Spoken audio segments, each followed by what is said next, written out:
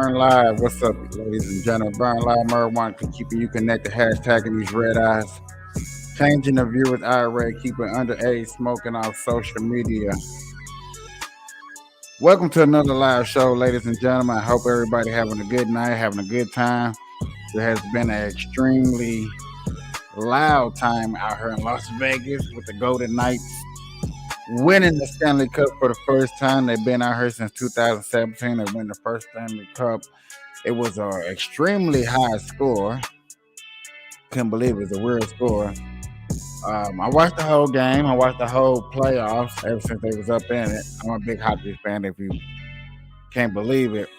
And my friends and people behind me been asking me to really get off into the sports because I do like a sports. I tried to do sports maybe a week ago or two. I tried to do some sports. Um, I do know a lot about sports. I'm really am into sports. It was just never really a subject I thought about covering. I just never thought I'd be covering that as a sports. But due to I know the sports, I am gonna maybe start taking the first 15 minutes out of a show to talk about sports.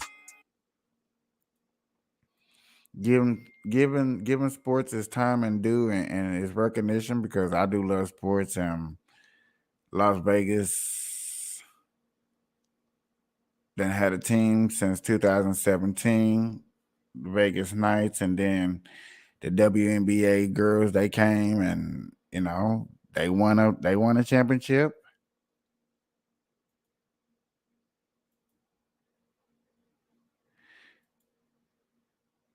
They won a championship. You know what I'm saying?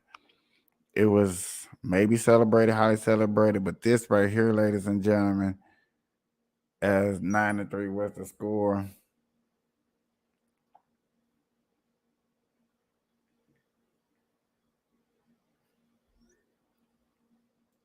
In Vegas, the Cubs gonna stay in Vegas, and for the first time, the Golden Knights are Stanley Cup champions.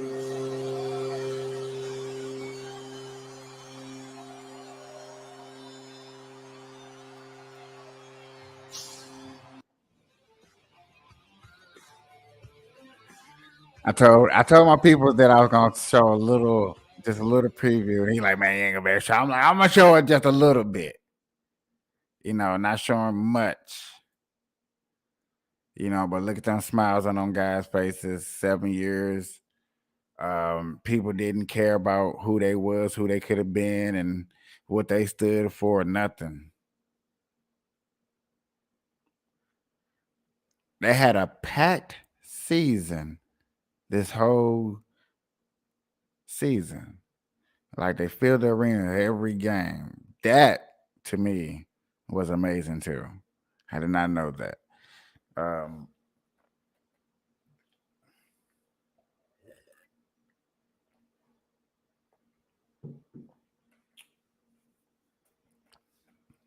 see it one more time. And even though it's the 8th goal, you know he wanted that. Those guys who said, well, the first thing you notice how many specialty Golden Knight reds that close to their goal. Either right up, rebound! And wow, missed the first, got the second. Now I know I better not get in trouble. Pitching record 9 goals. But man, there you go, y'all. Vegas Knights did win the Stanley Cup this year. I did just want to show that off a little bit. So, not trying to get too much in trouble with that stuff.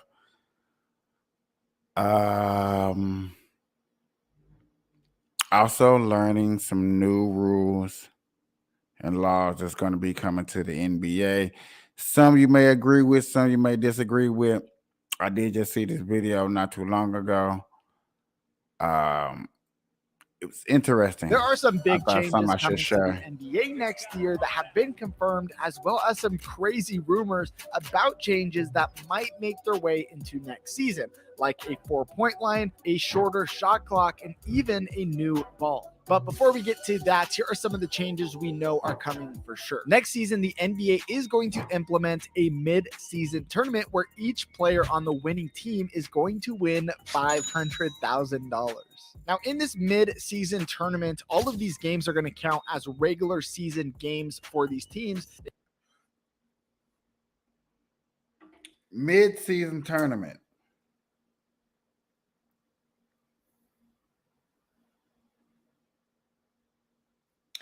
NBA wants a shorter season by y'all know the word I'm trying to say, by putting in a tournament. I don't know. I can honestly say I don't have no comments on this. Except for the championship game, which won't count as a regular season game. Now, the NBA commissioner Adam Silver did say that there will be stylistic differences between the tournament and just a regular season game. And he even said, quote, the players will be wearing different uniforms. Maybe the court will look different.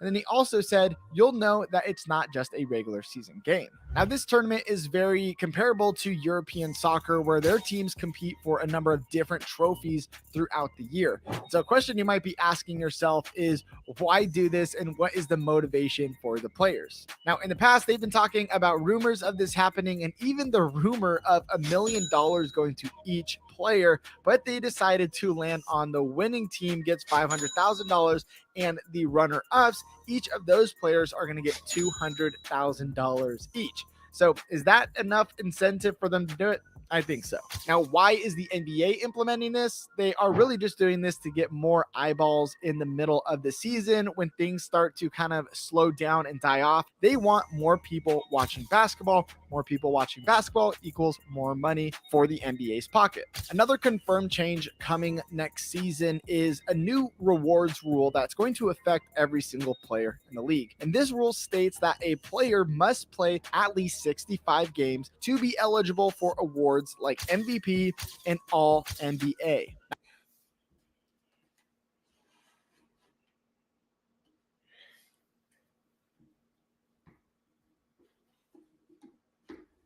No more Rosa Parks in it. Sitting on the bench and stuff. No, man, this rule right here. Now, this rule right here, I feel is well worth it and should have probably been looked on a long time ago. I like this rule right here. I really, really do.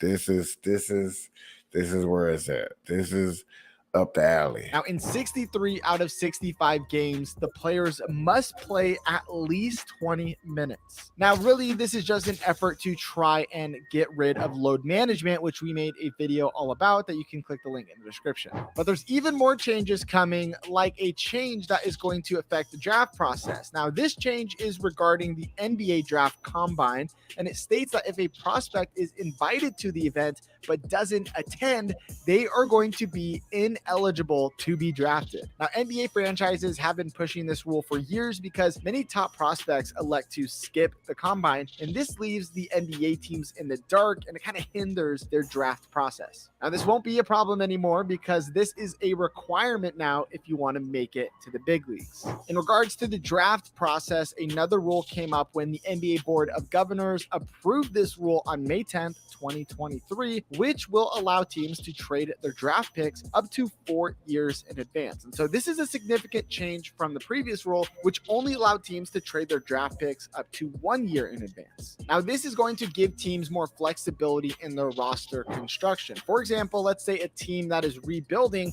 they could trade their future draft picks for current players who can help them win right now. And another draft pick change is that they're lowering the draft age limit from 19 years old to 18 years old. And so this is going to allow some of the best high school players in the country to go directly to the NBA. Now, the NBA used to have this rule, as you remember, LeBron James coming from high school straight to the NBA, but then they made some changes. And so now they're finally bringing it back. And who knows, maybe LeBron's youngest son. That's the only reason people are believing that. That's the only reason people is seeing that and they is doing that because everybody knows LeBron James wants to play with his son. It's amazing that, you know what I'm saying, we're going to bend the rules. You might want to say Tom Brady and LeBron James is butt butting with the industry. I'm just saying. I am just saying. You might as well say it. I'm saying it. I'm not scared to say it. It just seemed like it, bro. Like, son, if he does well enough, could make it to the NBA straight out of high school. Another big change is the NBA is reducing the number of mid-season trades. So it used to be an unlimited number that they could trade players, but now there's only a maximum of 4 per team coming into 2024 that the NBA is allowed to trade. I think they're really doing this to help teams from giving away all their star players to just tank and try to get a better draft pick. And so we might see a bit more stability with the teams throughout the season, as there are going to be a lot less mid-season trades. If you've ever watched the All-Star game, you've noticed that the players don't really try that hard, and over the years, it's kind of just gone downhill. So the NBA is trying to solve this issue, and they're introducing a brand new format for this year's All-Star game. So this is going to include a 4-team tournament. So there's going to be 4 teams, and they're going to play 2 games, and this is going to make it hopefully a little bit more competitive and exciting for all of us watching. We don't know if there is a prize pool of money that these people could win, but maybe they will do this to incentivize them to play a little bit harder, give us more of a show, and this could be some really fun basketball to watch if these guys actually give it their all. Now, those are some of the confirmed changes coming to the NBA, but let's talk about some of the changes that might be coming very soon, and there's just a lot of rumors and news spreading about these. Now, one of the big rumors is the shot clock. So in 2021, the league's competition. let's not talk about things that are maybe happening. There's a lot more, a little bit of sports news that I got for us, especially if you're in the Las Vegas area. Not only is the Stanley Cup, I think this is the parade after. Ladies and gentlemen, the Stanley Cup!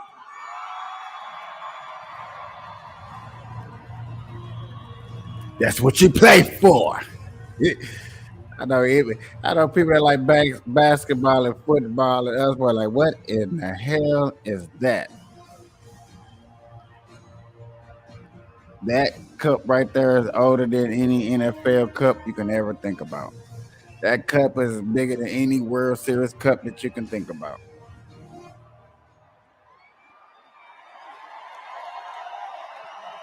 What's up, Las Vegas? I'm just giving Las Vegas their 2 cents. That's all, y'all.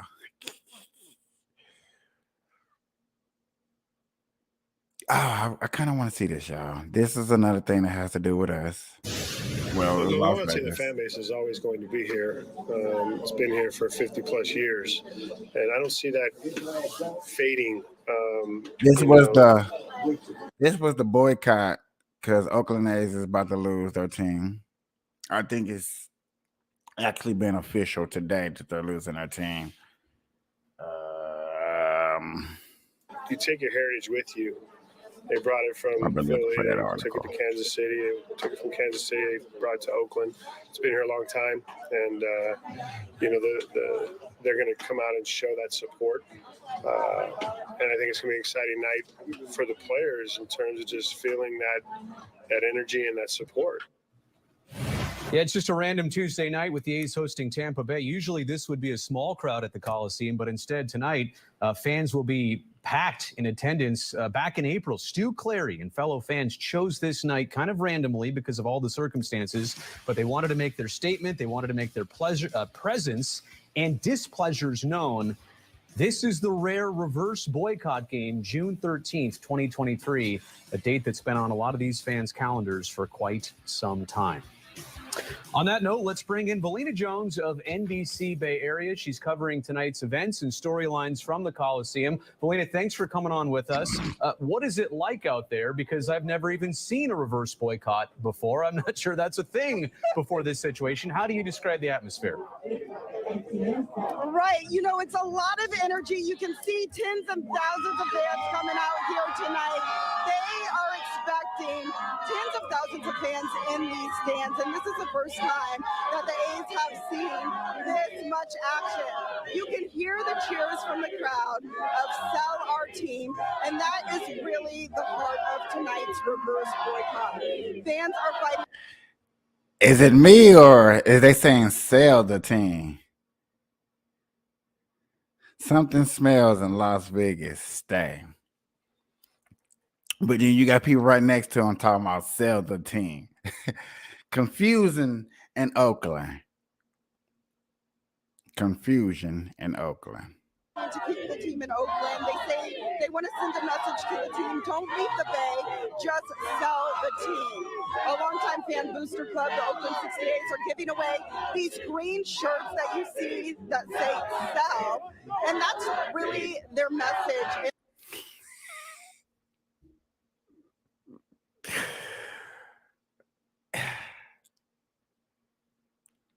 It's the one black guy right there in the middle. Just him right there, dog. That I don't know, bro. I was looking and he came out of nowhere. That say sell. He took the mask down. He took the mask down. I was like, hold on, this is a black man. Really their message in all of this. This all started weeks ago when a group of loyal fans fighting to keep the team in Oakland put a call out for fellow A's lovers to fill the stadium in response to well, shoot, they sold. They is sold. Memories of mine are wrapped up with this team, and I want to make more memories with my family for generations to come. Somebody shotgun a damn beer in the parking lot for me. Blake, I'm sure that's happening right now. A's pitcher and, well, starter from last night, James Kaprielian. This is a very important reminder to everybody. Stay safe tonight, A's fans. And then how about a quote from Ron Washington?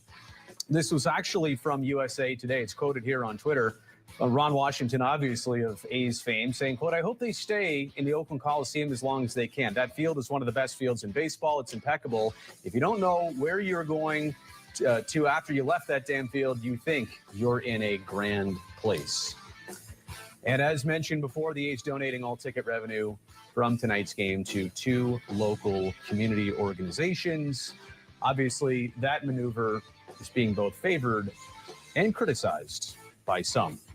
So what exactly is happening in Nevada today? What exactly happened? Well, they were about 10 hours into respective sessions between the Senate and the Assembly, both of which have concluded. And again, just for perspective, all of this is a special session. Lawmakers were supposed to be done with their work about 8 days ago, but this was all called into a special session by Governor Joe Lombardo. So this morning, the Nevada Senate was handed 2 major amendments to SB 1. They heard those, they voted them forward, they passed them to an actual vote, which was passed. But part of the amendments, one of them was to bring a little bit more clarity to the community benefits package. The other was to add back 2 totally separate bills, totally disconnected from SB 1, that got vetoed by the governor. So there was a little bit of a baked-in atmosphere here. What was still happening is now completed. The Nevada Assembly, it's their vote next. They're not actually going to take that vote because they have adjourned for the day. And what would finally be necessary for relocation of the Oakland A's would be approval by Major League Baseball owners across the board. 75% of the other 29 teams would have to vote into this. There also today was a development at a federal level.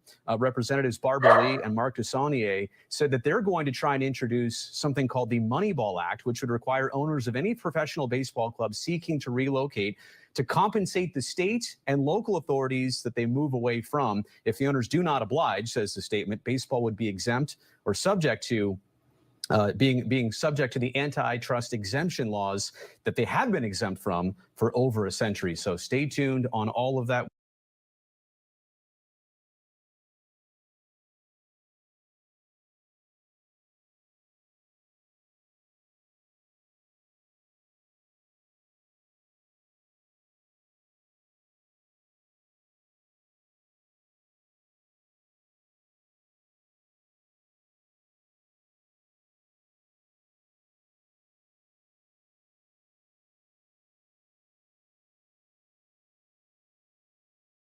Pro Group Management, workers' comp that works for you.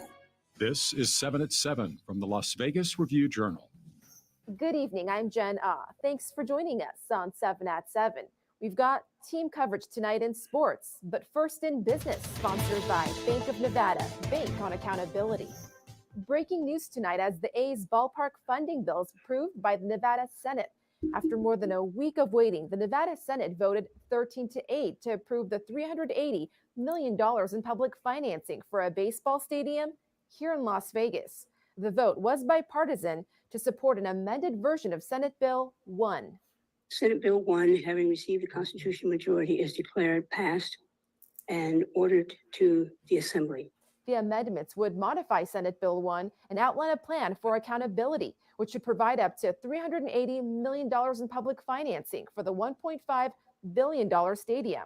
Some of the revisions include that during both the construction and operation phases of the stadium, the workforce is required to be diverse and must be paid a living wage. Also, business with 50 or more employees that receive tax exemptions from the state to provide at least 12 weeks of paid family medical leave. The 30,000-seat stadium is set to bring big business to Southern Nevada with hopes to break ground sometime in 2024. For more, visit lvrj.com. And Nevadans are one step closer to being able to buy lottery tickets locally rather than having to drive down to California. State lawmakers approved a procedural vote, but the legislation still requires passage in 2 successive sessions, then by voters in the next general election. Nevada vote.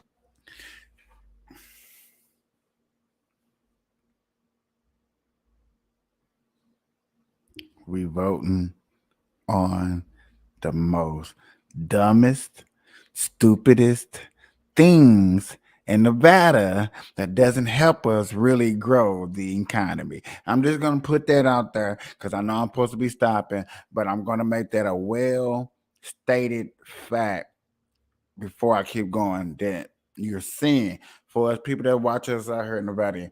And I was just telling my partner because we was watching the game, I'm really starting to hate to learn this government and how it's mixing in with this sports because I love sports. I also try to go to sports to get away from my pastime, my get away from reality. You know what I'm saying? Chill. But no, politics is coming along in sports too. Voters could weigh in as soon as 2026. And with all the hype surrounding the Vegas Golden Knights, it's no surprise that the Knights merchandise are flying off the shelves. Fans are rallying behind the team, pursuing their second trip to the Stanley Cup final, 5 years after making it in their 2018 inaugural season. Rudy showed you the lines at Arsenal at City National Arena. Over at Armory at T-Mobile Arena, the official team store is stocking up but trying to avoid overstocking in case the Knights lose. In more sports, sponsored by Station Casinos, STN Sports. Download the app today.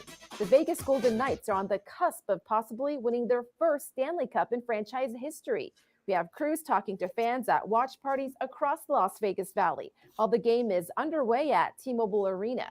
Review Journal's Leandre Fox joins us in the midst of all the excitement at City National Arena.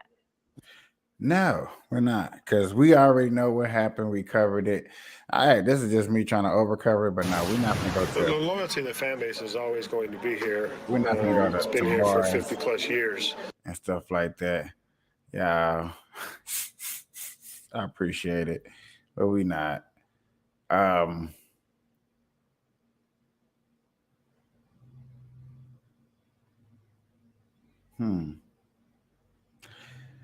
Let's go see what Trump had to say at his little rally.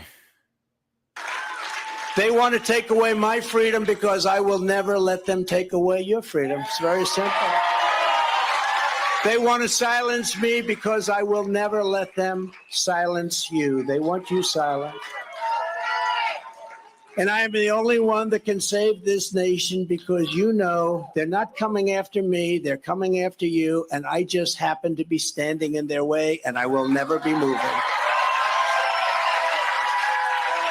On November 5th, 2024, justice will be done. We will take back our country, and we will make America great again.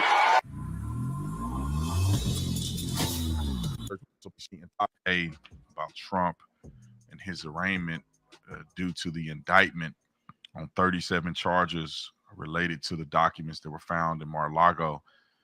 I think a lot of people have a lot of questions. And I'll say this every time I get on the radio because somebody may be new or somebody didn't listen.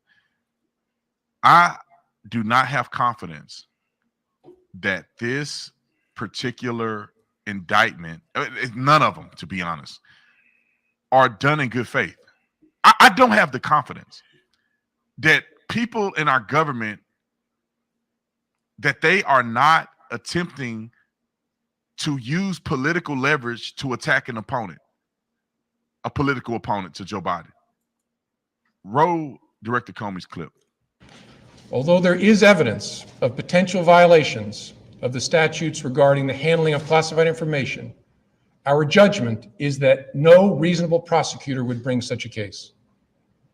Prosecutors necessarily weigh a number of factors before deciding whether to bring charges. There are obvious considerations like the strength of the evidence, especially regarding intent. Responsible decisions also consider the context of a person's actions and how similar situations have been handled in the past. In looking back at our investigations into the mishandling or removal of classified information, we cannot find a case that would support bringing criminal charges on these facts.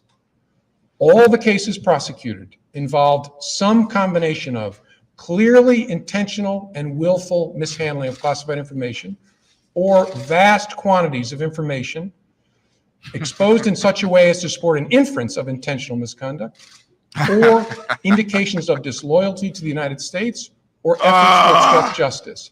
We do not see those things here. Oh, this did not age well. That did not age well.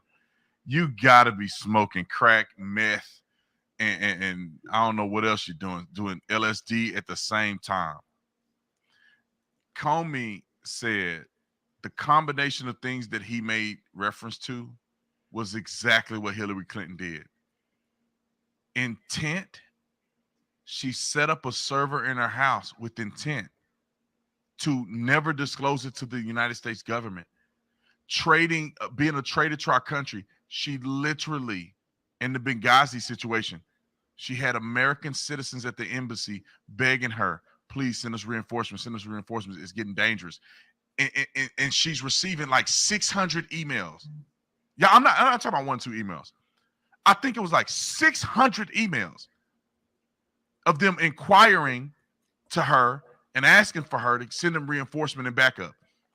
And instead, they found that she was messaging a guy who is not even in the United States government, doing her own personal stuff in Benghazi, neglecting the Americans.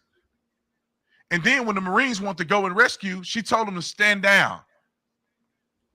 She's not a traitor to the United States of America. The things that she's not doing, the things that she was doing was not at a detriment to the United States of America with the connections and the secret information she had. I remember the whole thing playing out. That wasn't the clip that I wanted, but I think the clip had some verifiable information on it. The clip that I really wanted was them explaining that she was sending and receiving classified information at the time, or the information was classified at the time that she was sending. That's crazy that so many people got proof and evidence, and it's just so much of that up there of Hillary Clinton. He'll bring up Hillary Clinton to a Democrat, and they'll still tell you, no, you're lying.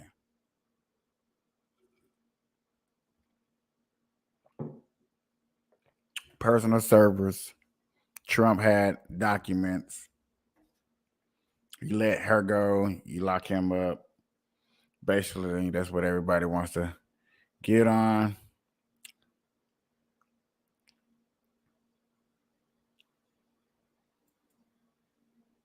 But why is they attacking him? Is this speech that he said about they're really coming after us, but Trump is in the way? That's a good question. That is a very good question. That is a question I am starting to actually kind of ask myself, because they're grooming kids. LBGT showing titties on a line. I got that report coming up a little bit later on today. Yes, nipples, titties were shown at the White House. Okay, ladies and gentlemen. I know y'all probably say he sound like Daniel Brown. Titties, nipples, titties. They was everywhere on the White House. But then when you find out there was men's titties, transgender titties, it's like, oh my God, disgusting.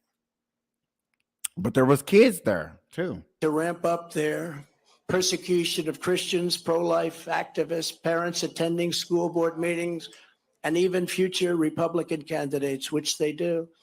We must end it permanently, and we must end it immediately. Now that the seal, so important, is broken, the seal is broken by what they've done. They should never have done this. This was an unwritten rule. You just don't, unless it's really bad. But you just don't. But the seal is now broken. In addition to closing the border and removing all of the criminal elements that have illegally invaded our country, making America energy independent and even dominant again, and immediately ending the war between Russia and Ukraine. I'll have it ended in 24 hours. Is Joe Biden saying that? Can anybody look up that quote and say Joe Biden saying, hey, I'm trying to end the war. I just want people to stop dying. Y'all heard that quote. Y'all seen it on my show. Y'all see how it is.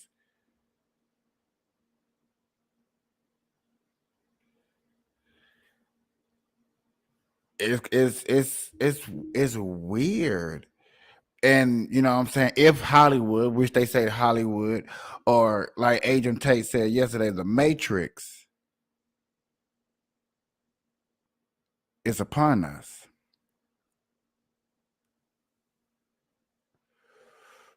The Matrix is looking at this like, hey,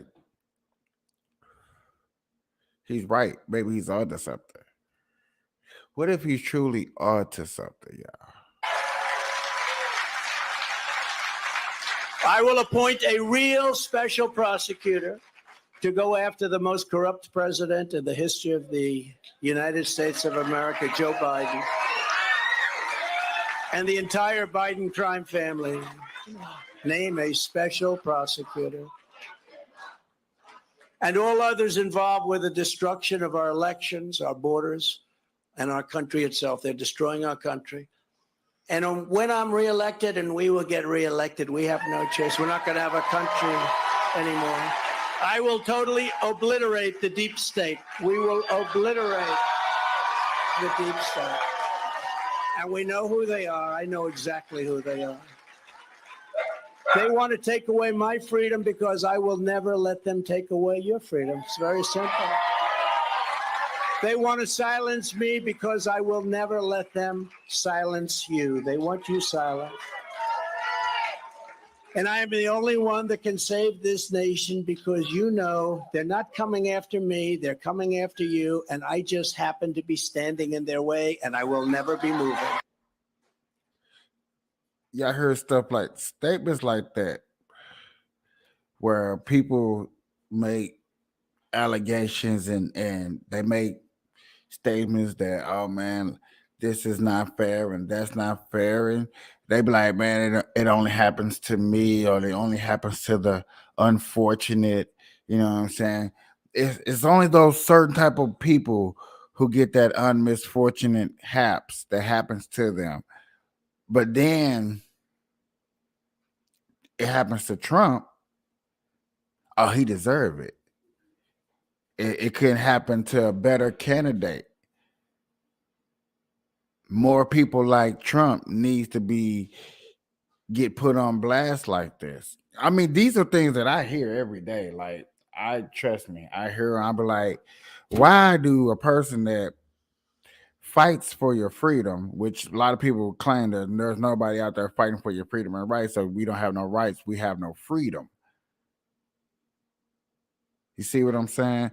It amazes me still to this day that we can come out here and say that there's nobody that's fighting for your freedom. Give me a better candidate or give me Sleepy Joe. And you got the Democratic Party that's like, okay, there's no better candidate. We did the report yesterday. Or if I didn't, I should have did the report yesterday. I didn't do the report. I'm trying to find a report today where the guy really truly admits that there's not a better candidate than Joe Biden from the Democratic public, even though we got pictures of him falling down.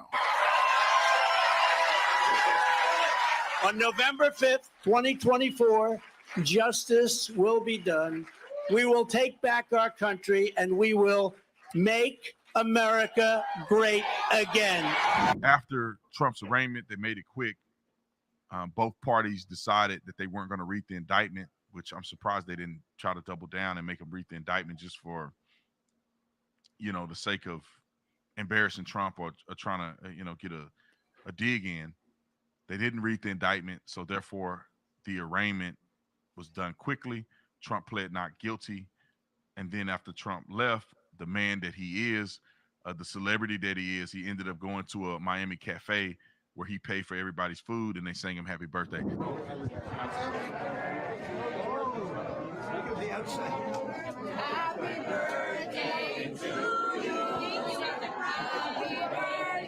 Some birthday. We got a government that's out of control.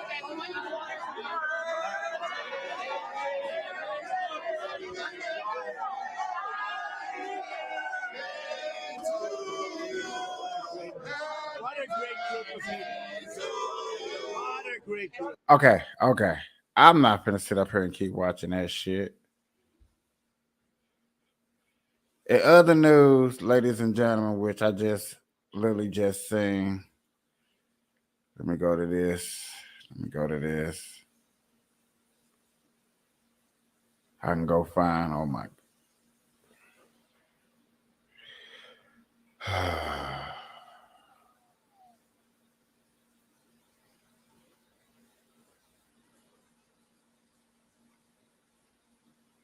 Where? Here the story. Here it is. I passed it up. I know I did.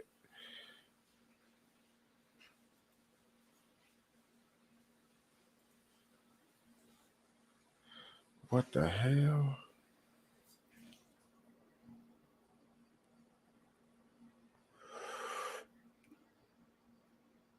I want to play the first story first.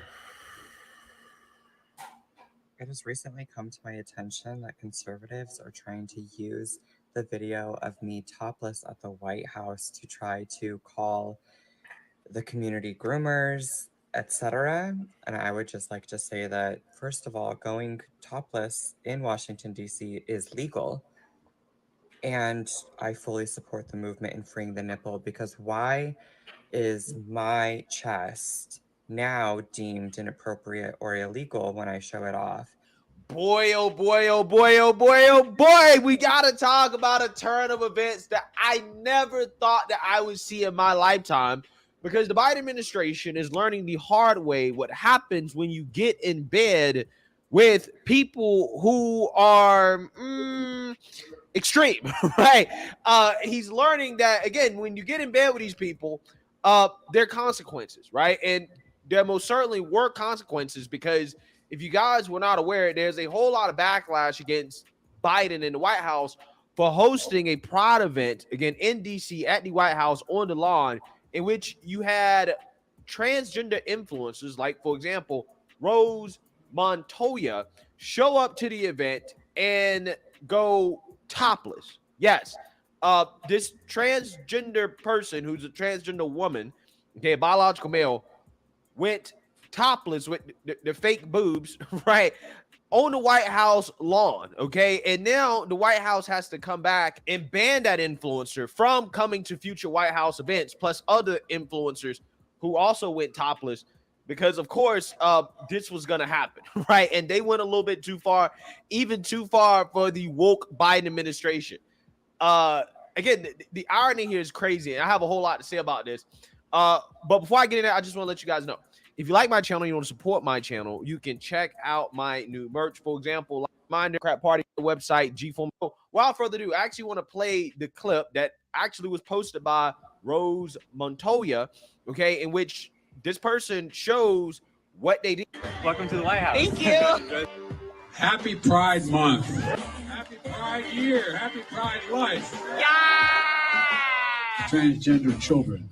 You are beautiful. You are heard. You belong. You're understood. You are loved. And you belong. One of the bravest and most inspiring people I've ever known. And you're welcome. Good folks. Can we take a little video? Hi, Mr. President. It is an honor. Trans rights are human rights. Oh, it's a video. What is Gucci?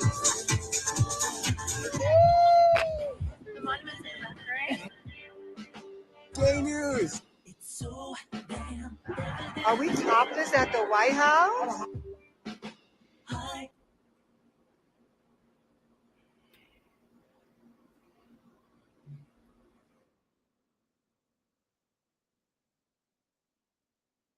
I never get perfect to get you on to that. See, right here, unfortunately, ladies and gentlemen, is kids around. It's children. It's babies. Not even grown, like not even grown men, not grown women, not grown nobody. Nobody, period, should be topless at all. This happened right here. Like, stop Are it. we topless at the White House?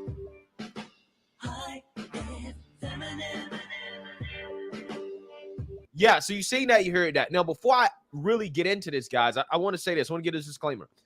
The use of these videos that I'm using is for fair use purposes, okay? It is for commentary and news reporting, okay? This is allowed under law, okay?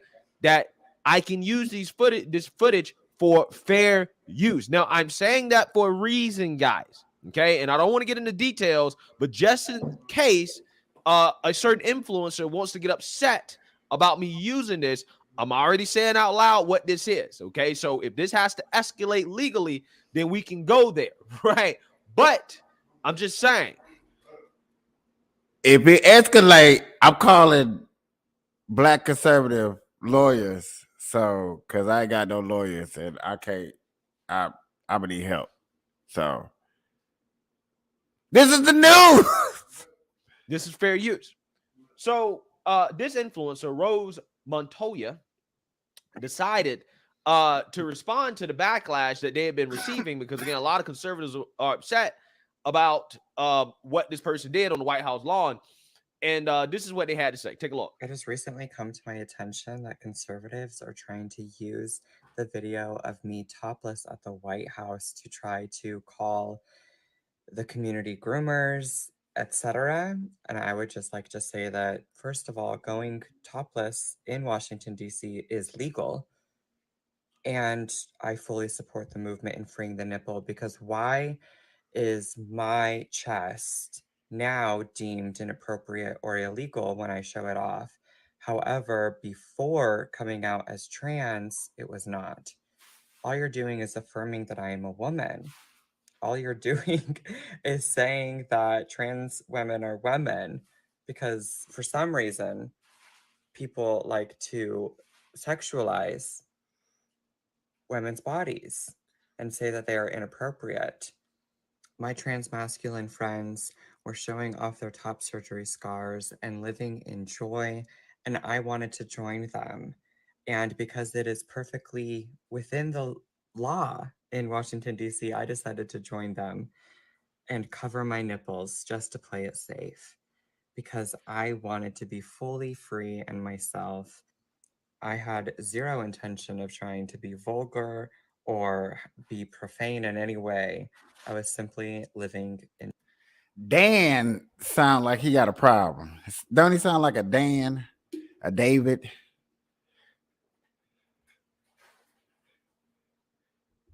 I don't even want to make. I'm not even here to try to make fun of nobody.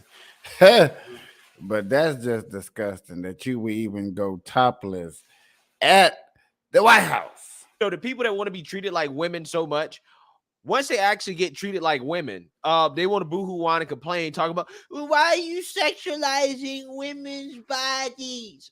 Well, because again, traditionally in our society, it has not been okay for women to walk around with their breasts out, because a woman's breast traditionally have been seen as sexual body parts, right? Again, it's associated with sexual arousal. You know, it's a whole conversation I really don't want to get into. I guess technically you could argue that a man's nipples as well too can arouse a man, but for me personally, you know, that doesn't really work for me. Again, whole nother conversation I don't want to get into, but I'm just saying this is how we've traditionally treated women. Okay. I just don't think it's appropriate. I don't think it's okay to do that around children. Okay. And it's not okay to do that at the White House, whether you are a man or a woman. And see, this is what this person is missing. I don't think it's appropriate to walk around as a man with your shirt off at this event, specifically at this event on the White House lawn. Okay. It's not a pool party, right? It's a pride celebration. Just like it's not appropriate for a woman to walk around with, you know, her breast out or whatever, right? And I'm just saying, you're being treated like a woman here. You're getting the woman's treatment. I don't understand what you're so upset about, right? You want to be treated like a woman. Again, if a biological woman, okay, was to walk around with their breast out, again, most people. Now, he put out this story, which was cool, but then he had a follow-up story because they actually asked the White House press secretary, and I put a play that about the situation, and the response that she gave also of the White House, the flag placement with the pride flag violating the U.S. flag code. Did anybody notice that, or fail to notice that, or was it an intentional statement? Can you just explain what happened? So the administration was proud again to display the pride flag. It was a historic event at the White House. It's centered around the love and family, and I think that's important. And so, you know, we're not going to let anyone distract us from that. What was the meaning of the day? What was the meaning of having families here? And to Going to be a greater effort in the future to communicate a code of conduct for White House guests? look, as you mentioned, the statement that we put out, you heard from us earlier today, the behavior was simply unacceptable. We've been very clear about that. It was unfair to the hundreds of attendees who were there to celebrate their families. So, you know, we're going to continue to be clear on that. And that type of behavior is, as I said, unacceptable. It's not appropriate. It's disrespectful. And let's not, it really does not reflect the event that we hosted to celebrate the LGBTQ plus families. Again, hundreds of families who were here to celebrate their community and who were here in attendance. So look, individuals in the video certainly will not be invited to future events. And this has not occurred before, right? This was not a normal thing that has happened under this administration. But we've been very clear about how we saw this particular behavior. Yeah, so you know what I found to be hilarious about her response and the Biden White House response in general is that they're trying to cover for something that we know happens very often, right? You see how she keeps saying, well, this is not normal. This isn't normal. This doesn't usually happen. And I'm like, no, you're wrong. At Pride events, right, this does usually happen. That's why they felt so comfortable doing it. Okay?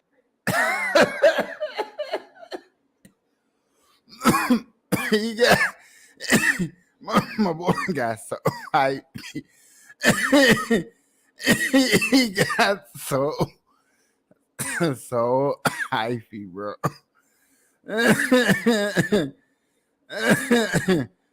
shit kills me. Competing against a transgender athlete, you're a dangerous person. Yes, that's what Cringe Jean-Pierre is telling parents. Take a look. I have my name right now. Good afternoon, Kareem. Okay, good afternoon. Just hours ago, Senator Tuberville tweeted, quote, having biological males in women's sports is unsafe, unfair, and wrong. And earlier this year, 72 elite female athletes signed an open letter saying forcing female athletes to compete against 72. And look how she's going to treat this 72 people who signed this letter. That's like, look at her, boys, and this ain't right. Okay. They really, Democratic Party really want us to look like the Smurfs. Okay. They really want us to look like the Smurfs. If we can relic the Smurfs, where it's just a bunch of men, and then you had that one odd girl, and everybody treated that girl like a guy because we don't know how that one girl got here, and we don't care how that one girl got here because it's a bunch of guys. That's how they try to treat the transgender movement. Like we are the Smurfs. It's like, no, we're not the Smurfs. Well, I'm not a Smurf. I'm not. No, I'm not. Biological males is not only unfair, it is discriminatory and illegal. So in the light of this administration's proposed changes to Title IX, does the White House worry about the physical safety of females directly competing against males in sports? So look, this is a complicated issue. It is. And there are a wide range of views, as you just laid out. The Department of Education proposed a rule that gives schools the flexibility to establish their own athletic policies while establishing guardrails to prevent discrimination against transgender kids.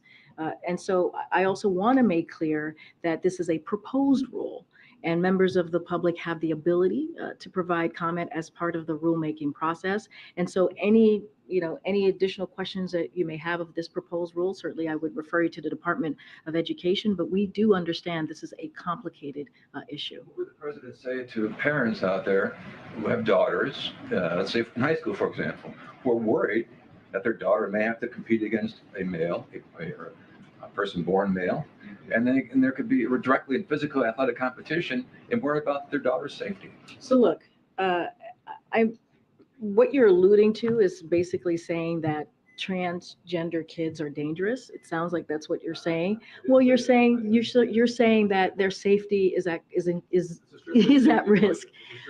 Yeah, but you're laying out a broad example or explanation of what could potentially happen. A broad example explanation that is dangerous. That is a dangerous thing to say. That essentially transgender kids we're talking about are dangerous. And so that's something that I have to call out. And that is irresponsible. I had just laid out how complicated this issue is. I had just laid out why it's complicated.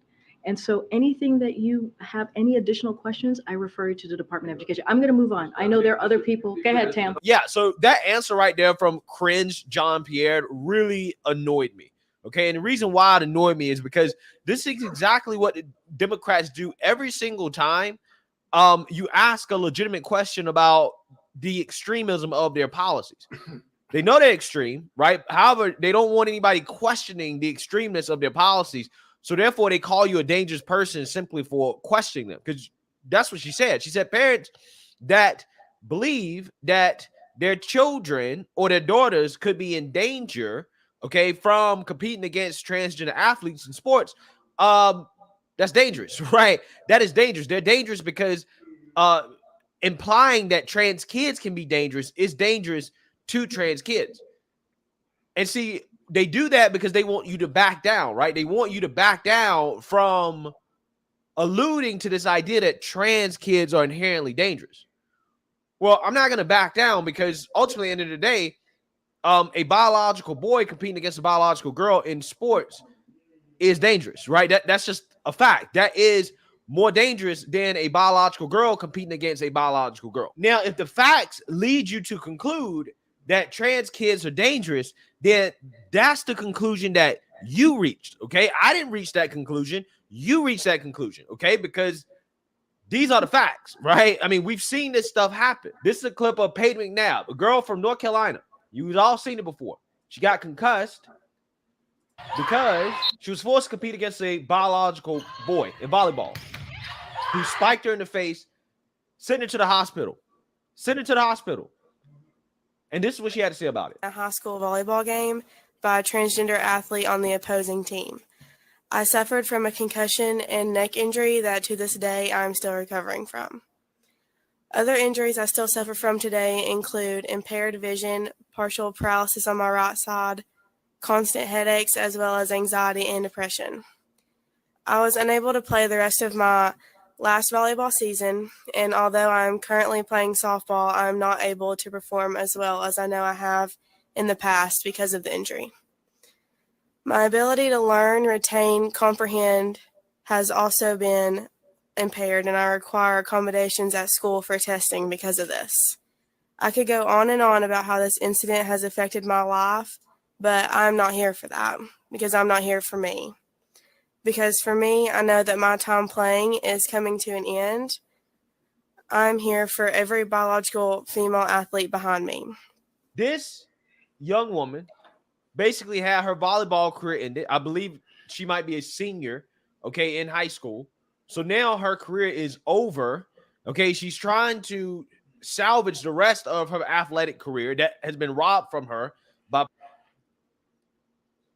That is the most wildest, craziest thing I can ever heard. That, you know what I'm saying? And then with these reports, and you know, I'm reporting it, he reporting it, you know, the city reporting it, you know, everybody's taking the time out to report this story so this story can get out and be shown, and they still gonna ignore it. And then you got your guy. Where my boy at? You know, he was just back there. I kind of went up here. I probably shouldn't have. Let me go to this news. Where he at? Where he at? Oh, now they ain't gonna show him.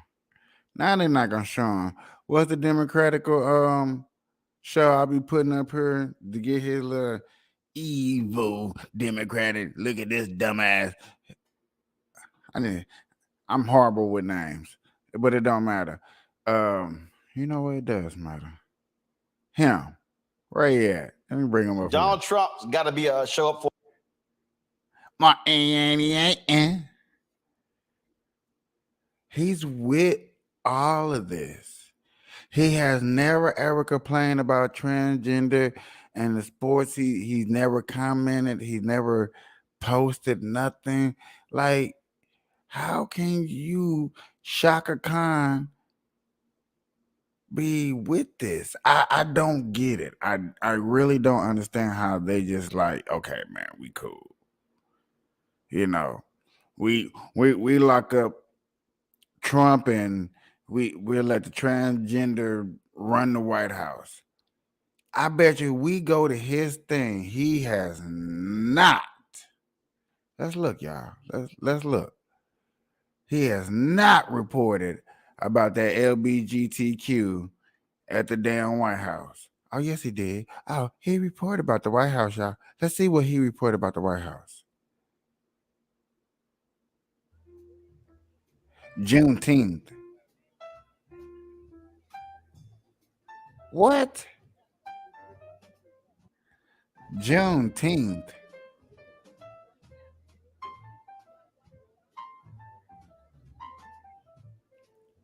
Juneteenth. Y'all see this? Nobody even knows about Juneteenth. Like, look, this is a prep at Juneteenth. And it's up to you to do it. Up to us to do what? Hold on. Are the most powerful country in the whole United States. And we must get together and get rid of the disparities, the joblessness and homelessness and health care that some people can get and others can't, and climate change that we are responsible for. There's no evidence that we're responsible for climate change, my black sister. Look at the VP, y'all. Look at VP. Look at the VP. She can't talk, so she get somebody else up here to talk for. Man, when the hell was Juneteenth? 16th, 17th, or something, 18th? What the hell? This is a real thing. Let's see. And if we don't do something about it, we're all going to hell in a handbasket. And with that,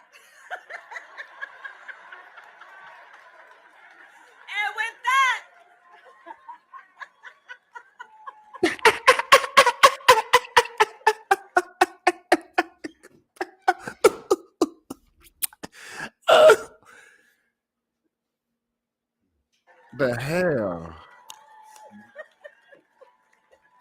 And with that, I thank you, Miss Opaline, for your years of advocacy, leadership, and truth telling. Happy Juneteenth to everyone. May God bless you, and may God bless the United States of America. That was quick. Then we got reparations questions longer than that. Our freedom lasted longer than that. They out of here. See, y'all, look at this Juneteenth at the White House. It was quick, fast, and a Black Harry.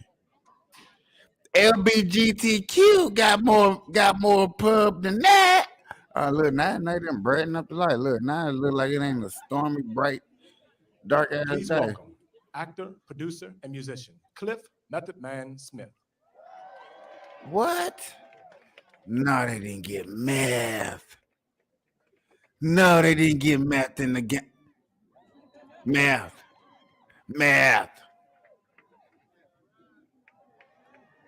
Come on, man. Anybody looking like me? Anybody looking like me? Like, look, I just want to ask. Everybody doing? Math. Did you vote for Joe Biden? First of all, I understand they June 19th. So why in the hell are they having a June 19th early celebration at the damn White House?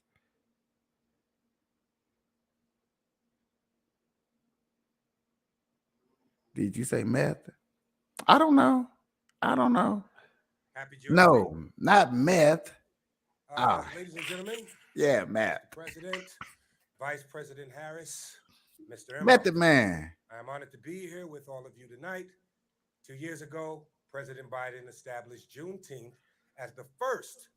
Oh, so this gonna be on BET or something special. So they got all the celebrities. Yeah. Oh, so we got like behind the footage early. Okay.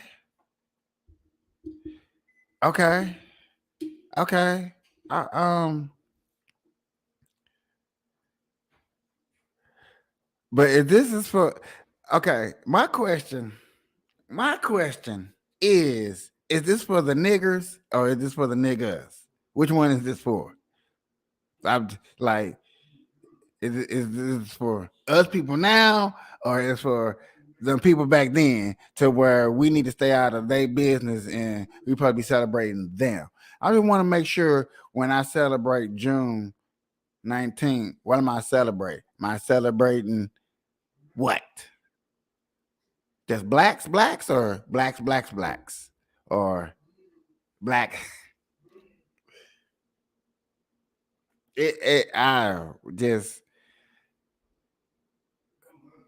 I'm just saying. It's like, do y'all see this being celebrated around y'all neighborhoods? I'm in Vegas. So to see Juneteenth, you ain't gonna you ain't gonna see out here. You're not gonna see that too much out here because it's not a lot of blacks out here. Okay, it's few, but everybody out here is hard workers. It's just work. I mean, if you go down the strip, am I supposed to see a certain? I mean, do we got a flag or something? Is Juneteenth like the LGBTQ community? We finna come with a flag and we finna get rights and we finna tell people that they can't tell us what to do and I'll be able to show my nipples at the White House too. And I get to show off and, just like, hey, Juneteenth. I'm just curious, like, New federal holiday since Dr. Martin Luther King Jr. Day, nearly 4 decades ago. And tonight, we gather for the first ever Juneteenth celebration at the White House. Nice. I will wait for our Vice President to take her seat before we finish. She got to see all this greatness in here. All right. During Black Music Month, the concert is a fitting way to recognize Juneteenth and express this part of our shared American history.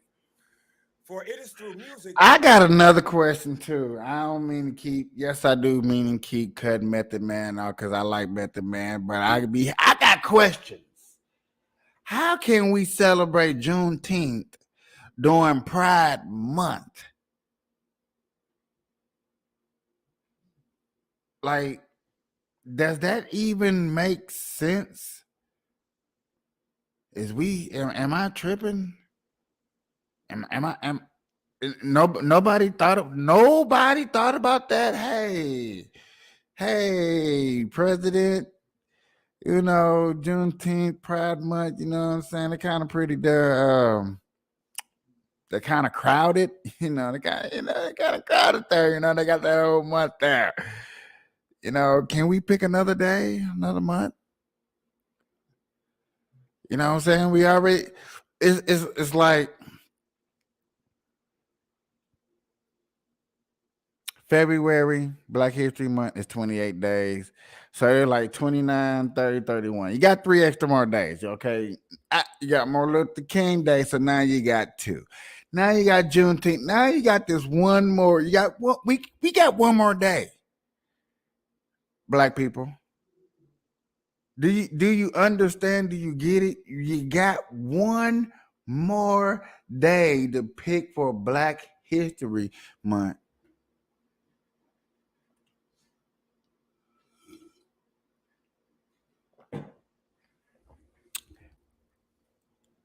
I'm just saying, if they should do it, if they should think about bringing it out, that one last day, why don't you just have Reparation Day? Like every one day out of a year, Black people get reparation. Quit trying to get this one check, get it. Think how I'm thinking like Trump. Yeah, I said it. I'm thinking like Trump. It's for the slaves, so it's for the niggers. Okay. Juneteenth is for the niggers, the people that was actually slaves that wasn't us. So this thing doesn't even exclude me. But back to my point that I'm finna say right now. Instead of trying to get reparations for every day, all day, for just that one, get it for that one month as a holiday for the rest of our lives. We will be getting paid reparations for the rest of our lives. I bet you the Jews would be like, damn, that's a better deal than what they got. Maybe. Maybe. But if you think about that, like I said, we got a month. We got 28 days we knocked out. All right. We got Juneteenth, Martin Luther King Day. I hope there's no other Black days. Then I'm like, we're fucked. We're fucked. My idea is fucked. I'm saying we get reparation as a holiday.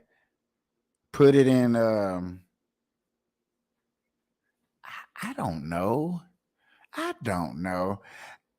To be honest with you, I'm gonna say October.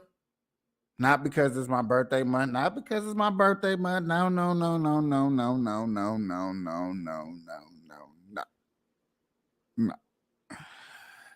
It's more because it is all them dumbass holidays it is back there that cost parents a lot of money. And with Black people with the high expensive rate of gotta buy your kids Jordan, and you gotta buy the latest Tommy outfit or whatever brand is hitting the shelf, you gotta get the latest for your kid. So that little reparation check right around Thanksgiving and say that little check for Christmas that'll help you out so you can have a good New Year's. Ta-da.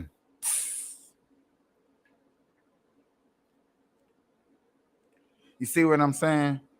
I'm just saying. I may be on to something. African Americans found community. I may be on to something. Music has the power to uplift us, to enrich our minds, and nourish the souls. From spirituals to gospel, R&B, jazz, rock, soul, and yes, y'all, 50 years of hip hop, you heard? Each generation of Black musicians, artists, and thought leaders have channeled the struggles of their lifetime into the American soundtrack. Their contributions give voice to love and heartbreak, the drive for equality, the fight for justice, and the beauty of family life. In the first half of tonight's program, we reflect upon the desire to be free and the humanity that was denied to so many with performances from two of the oldest HBCUs, Fisk University and Hampton University. Howard University, do not at me. All right. We will also celebrate with expressions of joy from the Tennessee State University Marching Band. Hold up, I still got some more stuff. Hold on, y'all. And honor the unwavering faith, lasting hope, and ongoing perseverance of generations past, present, and future. I did that. Thank you.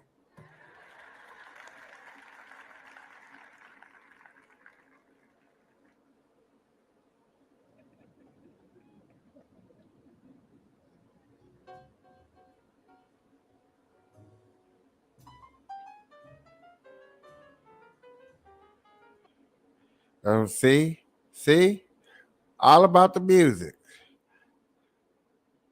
Ah, I forgot. I skipped her little speech. Oh, hold on. Let's hear her speech. Freedom that was theirs by birth and by right.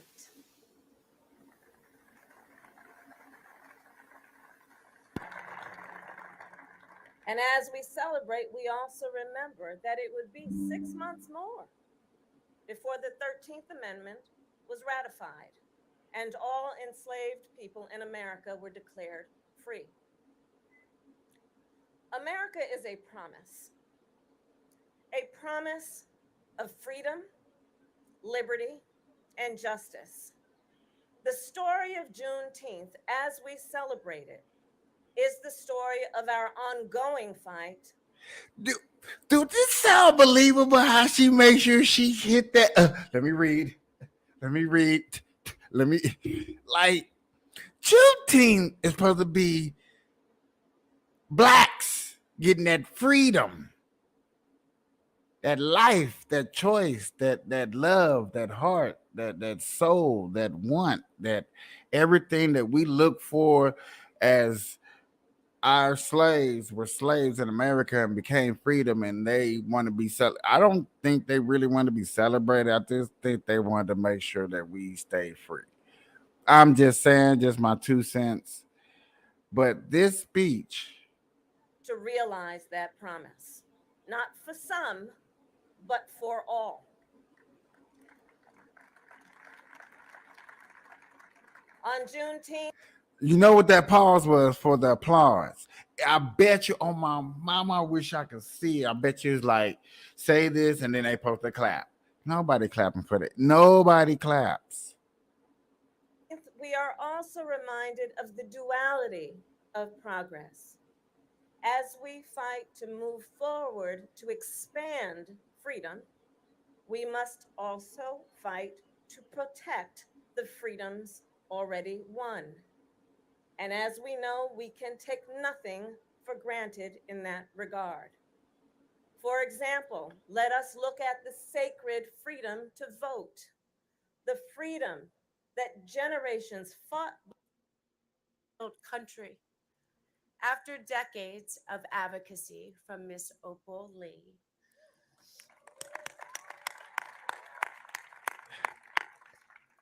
my dad, Joe Biden. Wow, he didn't even talk. She came out in the beginning, opened up the ceremony. Did he even close the ceremony?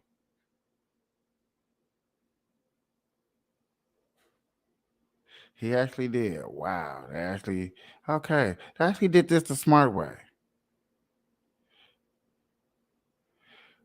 Did he talk about any laws and rules that he's going to change? Let's listen. I'm curious. I got to hear this now. Juneteenth officially a federal holiday.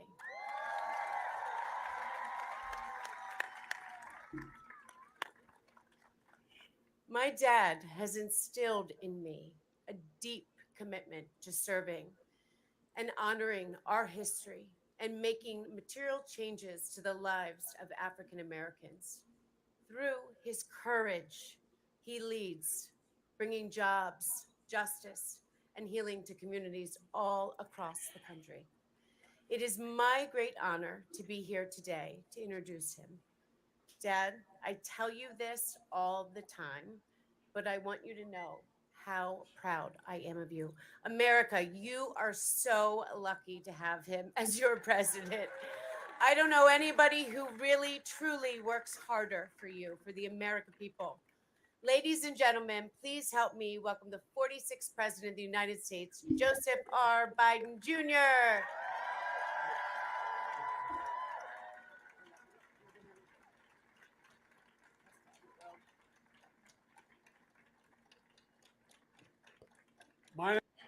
No, Bruce. This is how they did it. This is you see me check. Okay. This is them. You know what I'm saying? I sound good. This is how bad it sounds at their event. So, you know, I hope y'all can hear it. I'm sorry if y'all can't. Get some earplugs. No, I'm just playing. My name is Joe Biden. I'm Ashley's father. She's the love of my life and the life of my love. Oh no, I couldn't be prouder of her. Thank you all for being here. Our outstanding Vice President Kamala Harris, second gentleman, members of the cabinet and the Congress, grandmother to the movement of Juneteenth, a federal holiday, Miss Oprah Lee. Opal, thank you for being here. You're the reason we're here in large part. And a special thanks to tonight's gifted performers. You know, I was leaning over and telling Kamala, I followed some tough acts. I've spoken before Nobel Prize winners. I've spoken after the Pope. I've spoken to every Medal of Honor winners, military heroes. But my Lord, I've never spoken before a group like this. I had the honor to bestow some of our nation's highest awards to some of our most important Black artists, writers, performers, producers, theater and ballet companies. To paraphrase Maya Angelou, people will never forget how you make them feel. And you all made us feel incredibly well. Tonight's performers helped us feel the power of Juneteenth, Black Music Month, among other things. As Kamala described earlier, to honor the true meaning of Juneteenth, our entire administration is continuing to charge forward to literally redeem the soul of America. When I announced I was running the first time, I said I was running for 3 reasons. And even some of my staff thought I was crazy. I said, one of the first reasons is to restore the soul of America. Restore decency and honor. Let me just add this. To me, making Juneteenth a federal holiday wasn't just a symbolic gesture. It was a statement of fact for this country. To acknowledge the origin of the original sin of slavery. To understand the war was never fought over it. It wasn't just about the Union, but it was most fundamentally about the country and freedom. To remember the Emancipation Proclamation wasn't just a document. It captured the essence of freedom that galvanized the country. It proved that some ideas are more powerful. They can't be denied. It's a reminder that the promise of America is we all are created equal in the image of God, and we deserve to be treated equally throughout our entire lives. So we get equal and LBGTQRS get pride. Okay. All right. We're the most unique country in America, in the world. Other countries are founded based on faith, on ethnicity, on other things, religion. But we are founded on an idea, unlike any other country in the world. And we hold these truths to be self-evident, that all men and women are created equal, endowed by their Creator with certain inalienable rights. While we never fully lived up to that promise, we've never walked away from it either. On our best days, enough of us have the guts and the heart to stand up for the best in us. It matters. It really matters.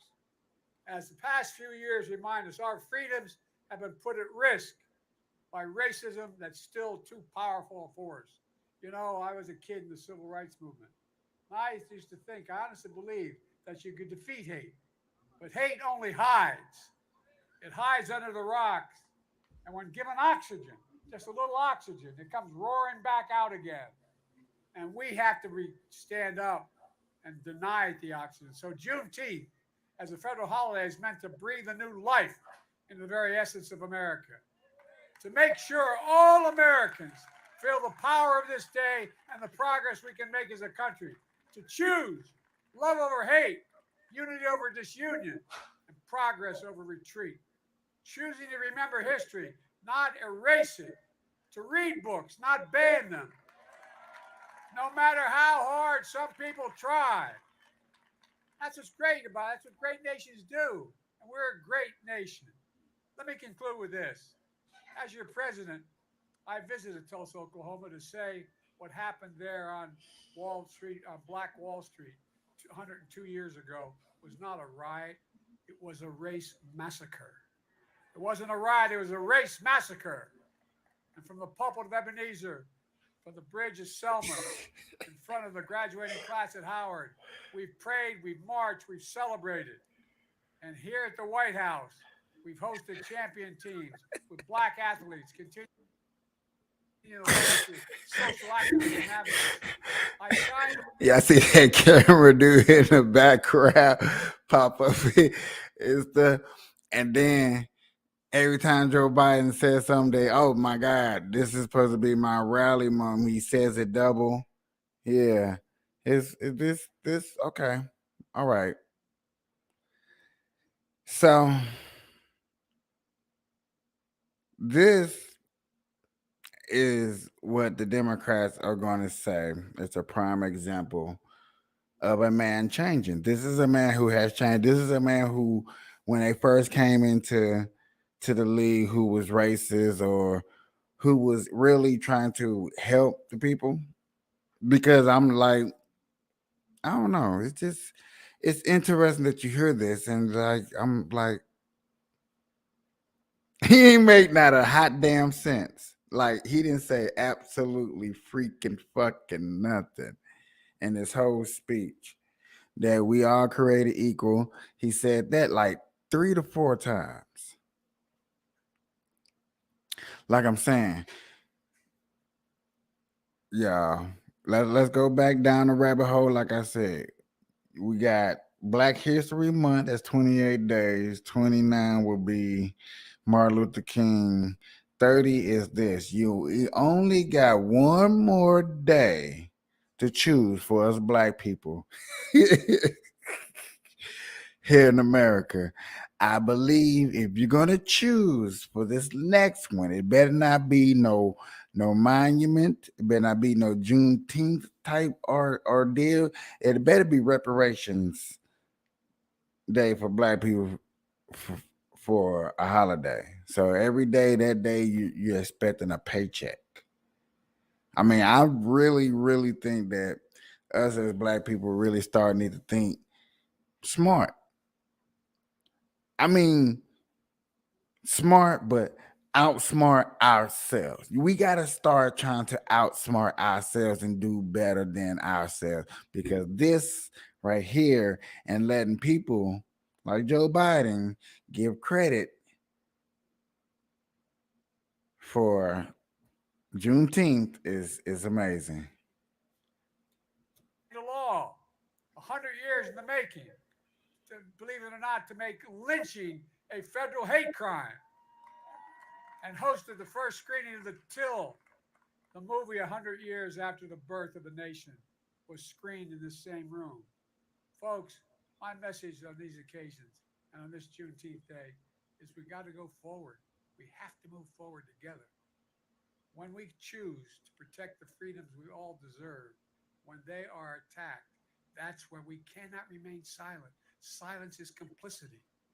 To heal the wounds of division so racism no longer tears us apart, we have to choose to be believers in a dream, doers of the world.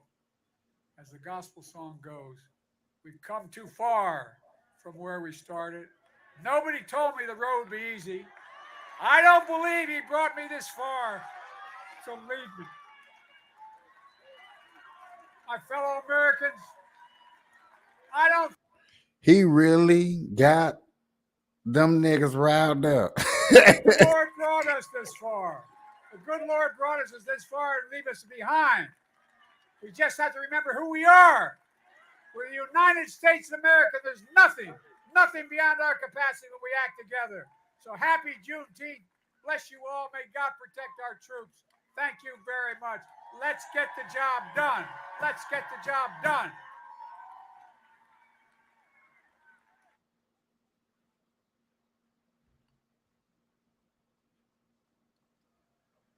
Hey, no bull crap. Joe didn't fall around them niggas. Joe didn't fall around them niggas. You better not. Please fall welcome around them the niggas. youngest female Emmy, Grammy, Oscar, and Tony winner in history, Jennifer Hudson. Oh yeah, so this is gonna be on BET on the 18th, you say? On the 19th. So this is gonna be on BET on the 19th. This is wow. That's what's up, y'all. That's what's up.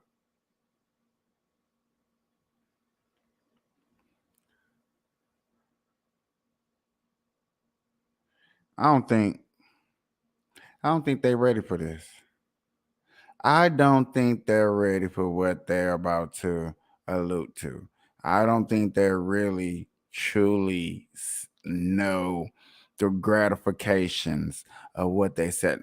Some people are just going to go along and roll with the punches. Flat out. As you see, as you hear, as we are seeing now, they're just going to roll with the punches. And that's cool. That's okay. We're gonna roll with the punches too. Because while they rolling with the punches, I'm finna sit my ass over here or over there and chill the fuck out.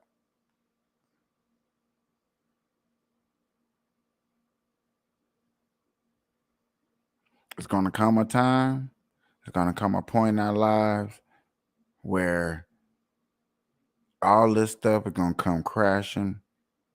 Not to say who go to hell, and I'm not here to judge nobody. You know what I'm saying? I just want to fear God and go to heaven. But I don't want the road for my kids to be dangerous and absurd and something that they can't handle just because I was afraid to speak up, or I was afraid to vote, or I was afraid to do anything that took the necessity to do to help. See how you say the two words twice and still ain't get to the point? That's where we got to stop. We got to get to the point. We got to help each other out. We got to start talking about these things. It's not nothing wrong. I talk about how you feel about who you want to vote for, who you want to vote with, who's your friend, who's not your friend. All that stuff, politics, religion, basically. Yes, it's okay to talk about it. Please start talking about it. Okay? I appreciate it. I'm not finna hold y'all. I know we've been doing 2 hours, 2.5 hours. I appreciate it. But when we get good stories like that, that's when we do them 2-hour shows. We do the 2.5 hour show. I appreciate people up in here. It's a good crowd. I highly appreciate it. We get up to 10. Y'all, I'm doing another giveaway. I'm just doing a short little giveaway of a speaker. We just get 10 people up in here. I do a short giveaway. One of these nice speakers. You know, it's a nice little speaker, do a giveaway. What's up, y'all? Let's get 10 people up here. Let's share these videos out, especially these lives. I highly appreciate everybody coming up here. The numbers are looking good. Y'all have a very good night. Peace.